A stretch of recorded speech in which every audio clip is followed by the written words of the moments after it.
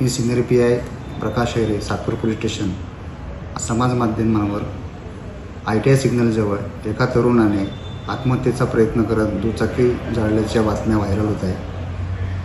खरी परिस्थिती पाहता तशी नाही आहे. सदर तरुणाचं नाव समीरुल्ला अमानुल्ला शेख, राहणार अंबलटिंग रोड असे आहे. त्या तरुणास आम्ही ताब्यात घेतले आहे. त्याच्याजवळ विचारपूस केली असता त्याने पोलिसांना माहिती दिली की त्याचे काही दिवसांपासून कौटुंबिक वाद सुरू होते. आज त्या वादातून ITI सिग्नलजवळ दुकानावर त्याच्या वडिलांसोबत त्याचे वाद झाले. त्याच्या वडिलांनी त्याला कानशिरात वाजवली. त्या रागाच्या भरात तो घरी जाण्यासाठी निघाला आणि त्यांनी ITI सिग्नलजवळ दुचाकी पेटवून दिलेली आहे, स्वतःची दुचाकी. तो काही आत्महत्येचा प्रयत्न वगैरे करत नव्हता.